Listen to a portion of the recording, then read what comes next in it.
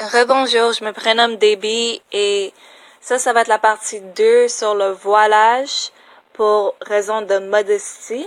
Donc, dans mon premier vidéo, j'avais expliqué comment j'étais venue à me couvrir les cheveux à cause que j'avais le sentiment que c'est comme ça le Saint-Esprit me guidait et comment la Bible appuie ceci, que c'est un commandement à toutes les femmes quand elles prient ou prophétisent.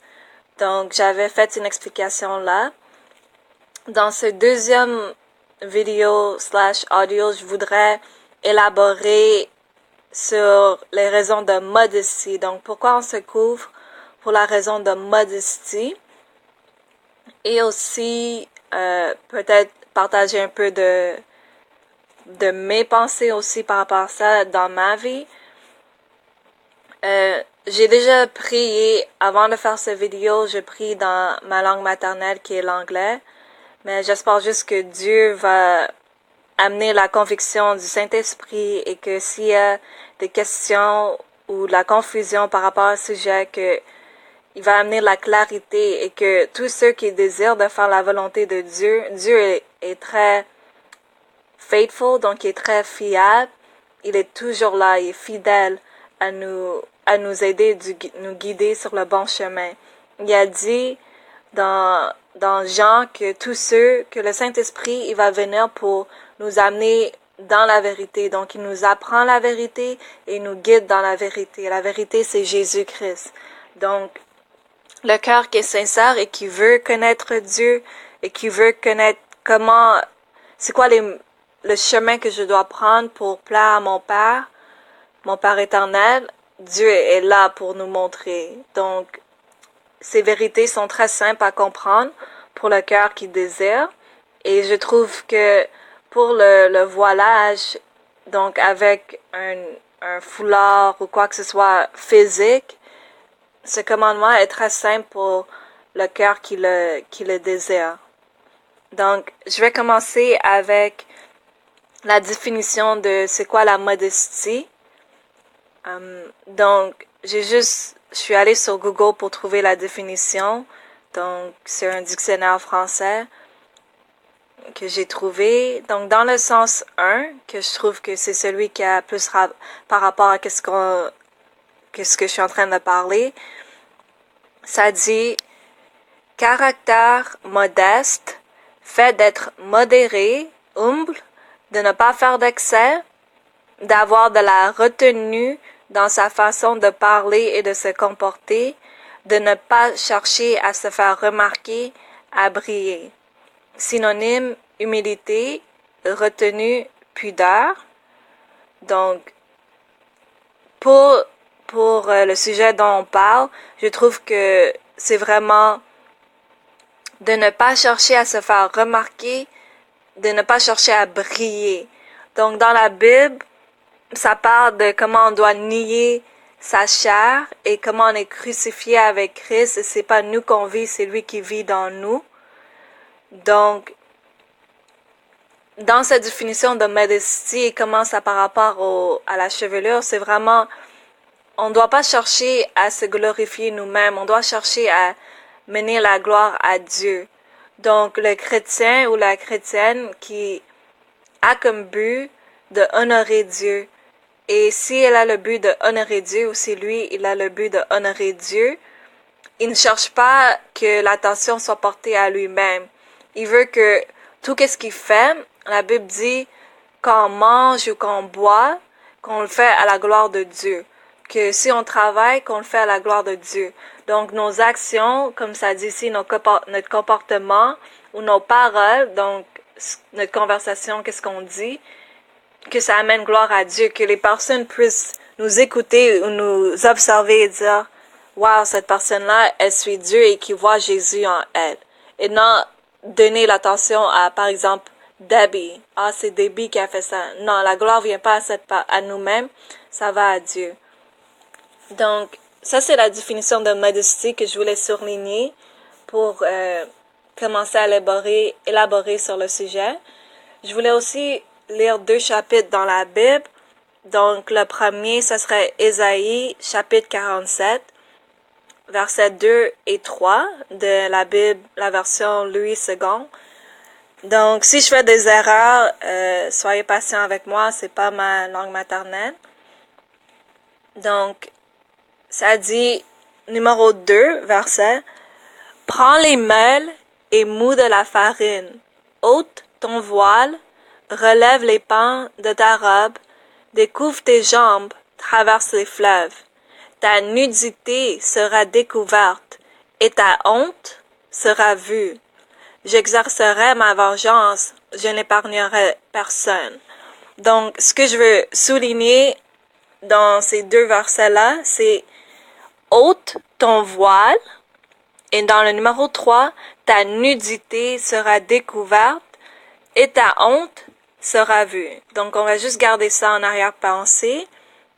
Et là, je vais lire 1 Corinthiens 11, 1 à 16. Donc, j'avais lu ça dans la partie 1, mais je trouve que c'est toujours bien de retourner à la parole de Dieu parce que c'est la parole de Dieu qui est notre autorité et c'est la parole de Dieu qui guide notre vie. Donc, je vais lire. « Soyez mes imitateurs comme je le suis moi-même de Christ. Je vous loue de ce que vous vous souvenez de moi à tout égard et de ce que vous retenez mes instructions telles que je vous les ai données. Je veux cependant que vous sachiez que Christ est le chef de l'homme et que l'homme est le chef de la femme et que Dieu est le chef de Christ. Tout homme qui prie ou qui prophétise la tête couverte déshonore son chef. Toute femme, au contraire, qui prie ou qui prophétise la tête non voilée déshonore son chef. C'est comme si elle était rasée. Car si une femme n'est pas voilée, qu'elle se coupe aussi les cheveux.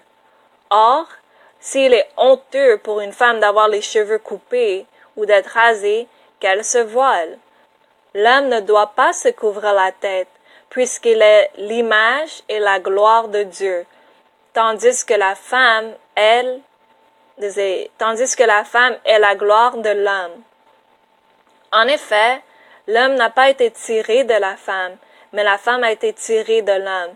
Et l'homme n'a pas été créé à cause de la femme, mais la femme a été créée à cause de l'homme. C'est pourquoi la femme, à cause des anges, doit avoir sur la tête une marque de l'autorité dont elle dépend. Toutefois, dans le Seigneur, la femme n'est point sans l'homme, ni l'homme sans la femme, car de même que la femme a été tirée de l'homme, de même que l'homme existe par la femme, et tout vient de Dieu. Jugez en vous-même, est-il convenable qu'une femme prie Dieu sans être voilée? La nature elle-même ne vous enseigne-t-elle pas que c'est une honte pour l'homme de porter de longs cheveux, mais que c'est une gloire pour la femme d'en porter, parce que la chevelure lui a été donnée comme voile? Si quelqu'un se plaît à contester, nous n'avons pas cette habitude, non plus que les églises de Dieu. Donc, ça, c'est les deux places dans la Bible que pour cette partie que je veux souligner, comme j'ai dit. Donc, pour revenir à Ésaïe 47, 2 à 3, ça démontre clairement que, et c'est dans l'Ancien Testament que ça se trouve, ça démontre clairement que Dieu dit ou qui équivaut quand une femme ôte son voile, c'est comme si elle s'expose à la société. C'est comme si elle est nue et c'est honteux. Donc, on peut voir que la modestie, c'est de se couvrir aussi, de se cacher. Il y a une autre définition ici qui parle de la pudeur. Donc, ça dit, sens 1 retenu, réserve en particulier en ce qui concerne la sexualité. Donc, embarras, les synonymes sont embarras, honte, réserve, retenue, gêne. Donc, pour moi, comment Dieu m'a montré une des définitions de la modestie, quand ça n'a pas juste rapport avec le corps, mais le physique, l'habillement, c'est qu'on se couvre. On sait que si on est nu, ce n'est pas modeste. C'est simple et c'est très clair à voir. Donc ici, quand le Saint-Esprit, dans le livre d'Isaïe, dit que la femme ôte son voile et qu'elle se démontre nue et que aussi c'est une honte, on peut voir qu'elle n'est pas modeste. Donc, ça dit que toute la Bible est inspirée par Dieu et c'est toute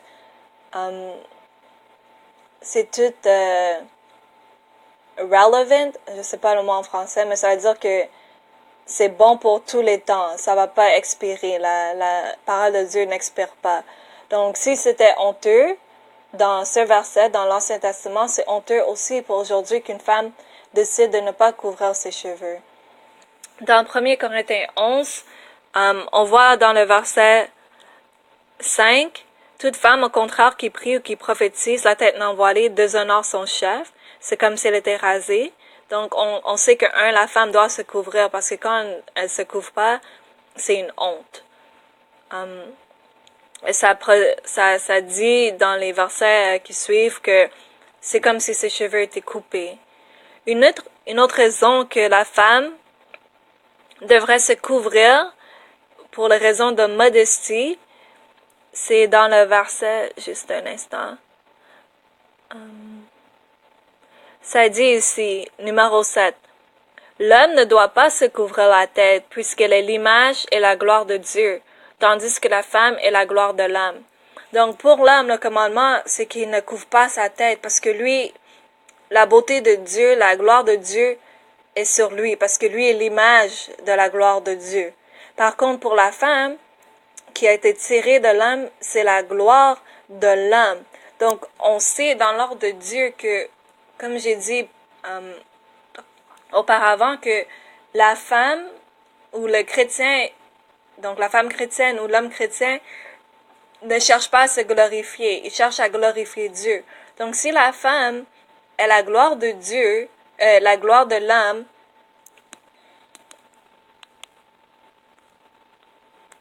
si la femme est la gloire de l'homme, donc ça nécessite qu'elle se couvre pour voiler la gloire de l'homme. Tandis que l'homme, puisque c'est la gloire de Dieu, il n'y a pas à se voiler parce que c'est la gloire de Dieu que le monde doit observer. Donc c'est vraiment une simple vérité qu'on doit accepter. Et la personne qui a la crainte de Dieu et qui cherche à honorer Dieu, c'est son désir naturel de mener gloire à Dieu et non à lui-même. Aussi, ça dit, je veux aller au verset quand ça parle de la distinction entre hommes et femmes. Ça dit que l'homme, il ne doit pas porter ses cheveux longs parce que la nature montre que ce n'est pas comme ça qu'on est supposé d'être, mais que la femme, sa chevelure était donnée comme gloire. Donc, ça dit ici, mais que c'est une gloire pour la femme d'en porter parce que la chevelure lui a été donnée comme voile. Question. Donc, ici, on voit que Dieu a donné à la femme une chevelure longue selon sa capacité. Donc, ça peut différer de femme en femme la longueur de ses cheveux. C'est pas nécessairement d'avoir les cheveux longs jusqu'aux pieds qui est plus glorieux, mais c'est de garder la longueur que Dieu nous a donnée. Quand une femme, si elle a les cheveux jusqu'aux épaules puis elle décide de se raser les cheveux, c'est une honte. Donc, c'est, peu importe la longueur, c'est de garder cette longueur parce que c'est la gloire que Dieu nous a donnée comme femme. Et ça s'observe dans le monde physique. On sait que les femmes prennent beaucoup de soin de leurs cheveux. C'est une des priorités pour les femmes. Si elles veulent sortir, dans le monde, ceux qui sont des pêcheurs et qui sortent dans les clubs ou qui sont dans le monde travailleur et tout, ils vont mettre priorité sur les cheveux. Ils dépensent beaucoup d'argent sur les cheveux, soit des cheveux artificiels, soit au salon de coiffure. Pourquoi? Parce que la femme sait l'importance de maintenir ses cheveux et que l'effet que ça a sur l'homme. Elle sait que les hommes ont une attirance vers les cheveux, donc sa chevelure. Elle sait que c'est glorieux. On sait qu'une femme, elle peut être bien habillée de ses épaules à ses pieds, mais si ses cheveux sont tous maganés, ça va marrer son apparence. Donc, et ça, je parle dans le monde, ceux qui sont plus concernés vers la vanité. Parce que pour les chrétiens ou pour la chrétienne, ces choses-là n'ont pas beaucoup d'importance, c'est plutôt notre cœur et notre âme. Est-ce qu'on est en relation avec Dieu, puis est-ce qu'on a le fruit du Saint-Esprit qui se manifeste dans notre vie? Mais je voulais tirer cet exemple parce que ici on sait que notre cheveu, en tant que femme, a été donné comme gloire pour nous. Donc, on sait que, ça c'est une vérité que Dieu dit. Il nous dit lui-même dans sa parole qu'il nous l'a donné. Donc, s'il nous l'a donné, donc, on doit le couvrir. Puis, on garde ça pour, soit si on est marié, notre mari, ou pour, si on n'est pas marié, on attend de Dieu notre futur mari, ou si c'est pas la volonté de Dieu, on nous cache et on nous conserve pour Dieu. Pour une femme mariée, elle veut faire de tout pour honorer son mari et que ce soit spécial pour lui. Si tout le monde a accès à voir ses cheveux, qu'est-ce qui reste pour son mari? Si tout le monde voit sa nudité, qu'est-ce qui reste pour son mari?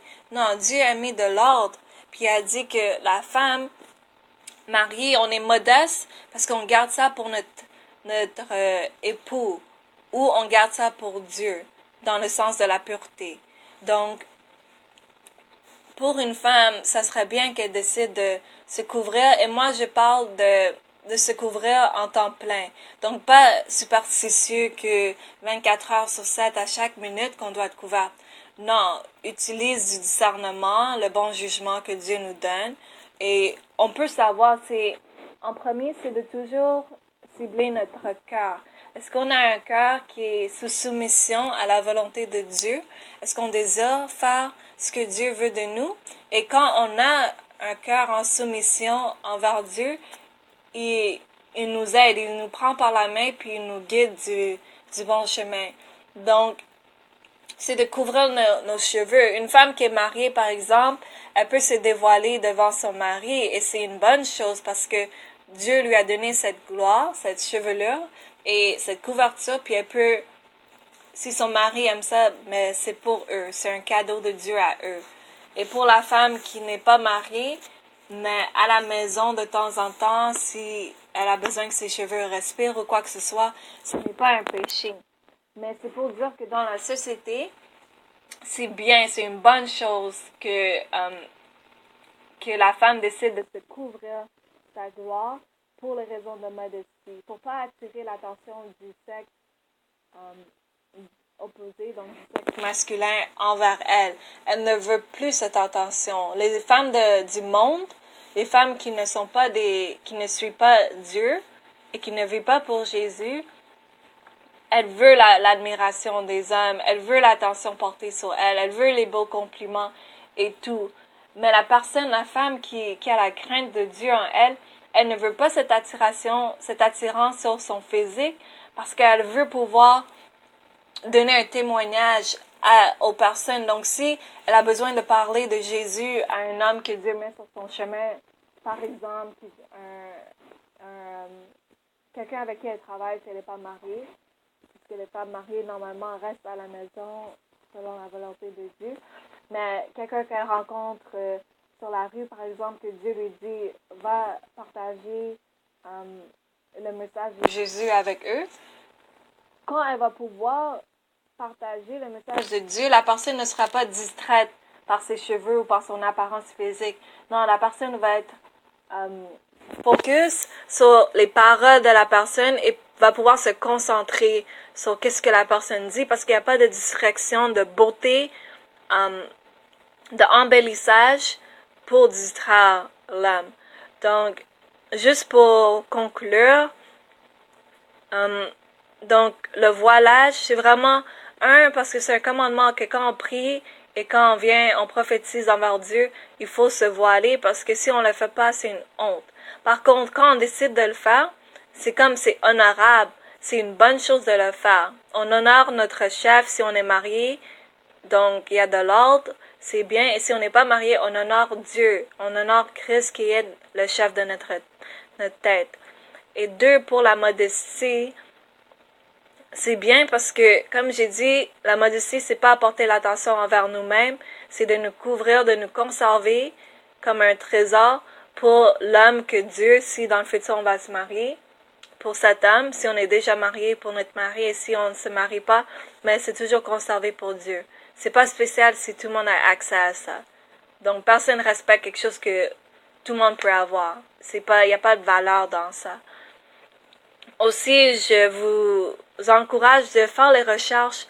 Ça fait pas longtemps que les femmes ont décidé de enlever leur voile et de ne plus couvrir leur tête.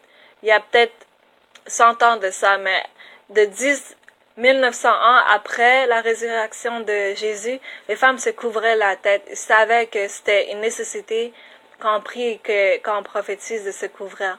Donc, faites vos recherches, demandez à Dieu sa volonté, lisez, faites vos recherches dans la parole de Dieu. Tout est là pour nous aider. Donc, je vous remercie d'avoir écouté. Si j'ai manqué de quoi, je suis sûre que le Saint-Esprit va pouvoir élaborer et donner plus de clarité. Donc, je voulais garder ça court quand même. Merci, au revoir.